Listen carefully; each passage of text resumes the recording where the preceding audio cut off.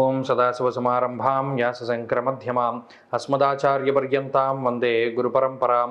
జ్యోతిషశాస్త్రాన్ని భావితరాల వారికి ప్రసాదించిన ఋషుల యొక్క పాదపద్మాలకి నమస్కారం చేసుకుంటూ, అలాగే నాకు ఈ జ్యోతిష విద్యను నేర్పిన గురువర్యులు జ్యోతిష బ్రహ్మ కీర్తిశేషులు శ్రీ ఈరంకి సూర్యనారాయణమూర్తి గారు, సూర్యశ్రీ దైవజ్ఞ గారి యొక్క పాదపద్మాలకి నమస్కారం చేసుకుంటూ, ఓం శ్రీ మహాగణాధిపతి నమః, శ్రీ గురుభ్యో నమః, హరి ఓం.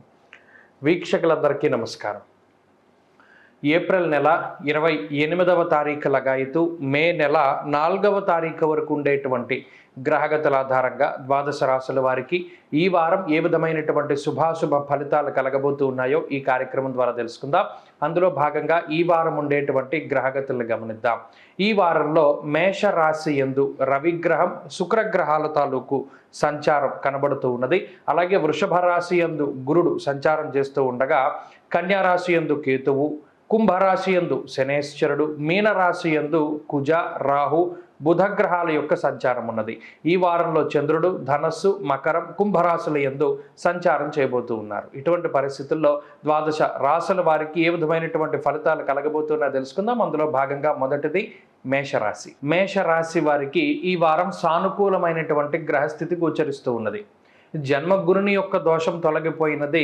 ఈ రాశి వారికి గురుగ్రహం, శుక్రగ్రహం, శనేశ్వరుడు, చంద్రుడు కలిపి 4 గ్రహాలు అనుకూలంగా ఉన్నాయి. అయితే మారినటువంటి గురుడు అంత తొందరగా ఫలితాన్ని ఇవ్వరు, కానీ చెడు ఫలితాన్ని ఇవ్వడం ఆప్ చేస్తారు. కాబట్టి ఈ 4 గ్రహాల యొక్క శుభ ఫలితాలతోటి ఈ రాశి వారికి ఈ వారం సాధారణమైనటువంటి పరిస్థితులే ఉన్నాయి. జన్మ రవి యొక్క దోషము, వ్యయకుజుడు, వ్యయరాహు యొక్క దోషాలు, వ్యయబుధుని యొక్క దోషాలు అనగా 4 గ్రహాలు పూర్తిగా అనుకూలంగా ఉన్నప్పుడు మరి ఒక 4 గ్రహాలు అదే స్థాయిలో కొంత ప్రతికూలంగా ఉన్నప్పుడు పరిస్థితుల మధ్యలో భేదం కనబడుతూ ఉంటుంది.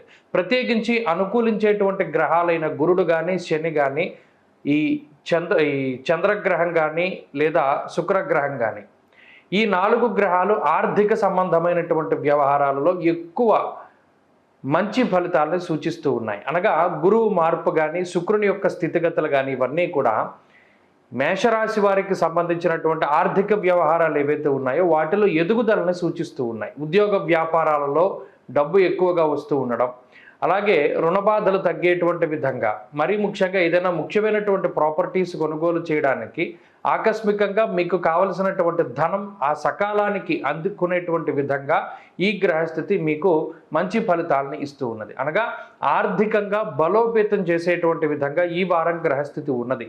అలాగే ఈ మిగిలిన గ్రహాల తాలూకు ప్రతికూలమైనటువంటి ఫలితాలు శారీరకమైనటువంటి ఇబ్బందిని సూచిస్తూ ఉన్నది. అనగా దేహార్తిచిత్త సంతాపహ అన్నది శాస్త్రం. జన్మరవి కానీ, వ్యయంలో ఉన్నటువంటి కుజరాహువులు కానీ శరీరం ఎక్కువగా అలసిపోయేటువంటి విధంగా ఫలితాన్ని ఇస్తారు. అనగా ఉద్యోగ విషయాల్లో కానీ, వ్యాపార పరంగా కానీ చాలా ఎక్కువగా శ్రమ పడుతూ ఉండడం, అలాగే శారీరకమైనటువంటి శ్రమ కొంత అధికంగా ఉంటూ ఉండడం, కొంత ధనం మీకు ఆదాయం పెరిగినా కూడా ఖర్చు కూడా అదే మాదిరిగా ఉంటూ ఉండడం లాంటి అంశాలని ఈ గ్రహస్థితి ప్రత్యేకంగా సూచిస్తూ ఉన్నది. అంతేకాకుండా స్థానచలనంతో కూడినటువంటి విషయాలు, అనగా ఉద్యోగ వ్యాపారాల పరంగా వేరే ప్రాంతానికి వెళ్ళవలసి రావడం, అలా ప్రయాణాలు ఎక్కువగా చేస్తూ ఉండడం, లేదా ఒక ప్రాంతాన్ని వదిలిపెట్టి వేరే ప్రాంతానికి వెళ్ళడం, నిద్ర తక్కువగా ఉండడం, సమయానికి భోజనం చేయనటువంటి పరిస్థితిని, ఇలా శారీరకమైనటువంటి శ్రమని మిగిలిన 4 గ్రహాలు కూడా కొంత అధికంగా సూచిస్తూ ఉన్నాయి. కాబట్టి ఈ వారంలో ఉన్నటువంటి పరిస్థితుల్లో మిశ్రమమైనటువంటి వాతావరణం ఉంటుంది. ఎక్కువ సంఖ్యలో ఆర్థికంగా బలోపేతం ఉన్నారు మేషరాశి వారు. అలాగే ఉద్యోగ వ్యాపారాల పరంగా లాభసాటిగా ఈ వారం గ్రహస్థితి గోచరిస్తూ ఉన్నది. ఉద్యోగంలో మార్పు, ప్రమోషన్లు, ఇంక్రిమెంట్లు లాంటివి అవకాశాలు ఉన్నాయి. కుటుంబపరమైనటువంటి విషయాలు సానుకూలంగా గోచరిస్తూ ఉన్నాయి. విద్యార్థులకి గ్రహస్థితి సానుకూలంగానే ఉన్నది. ప్రత్యేకించి గురుబలం రావడం మంచి ఏకాగ్రతని సూచిస్తూ ఉన్నది. స్త్రీలకు ప్రత్యేకించి ఈ గ్రహస్థితి ఆరోగ్యపరమైనటువంటి ఇబ్బందులను తొలగింపజేసేటువంటి విధంగా గోచరిస్తూ ఉన్నది. మేషరాశి వారి వారం మరింత అనుకూలమైనటువంటి ఫలితాలను సాధించడానికై ఆదిత్య హృదయ స్తోత్ర పారాయణం చేస్తూ ఉండడం చెప్పదగినటువంటి సూచన. ఈ వారంలో కలిసొచ్చేటువంటి రోజు గురువారంగా చెప్పవచ్చును. అదృష్ట సంఖ్య 2, అదృష్ట వర్ణము ఆకుపచ్చ.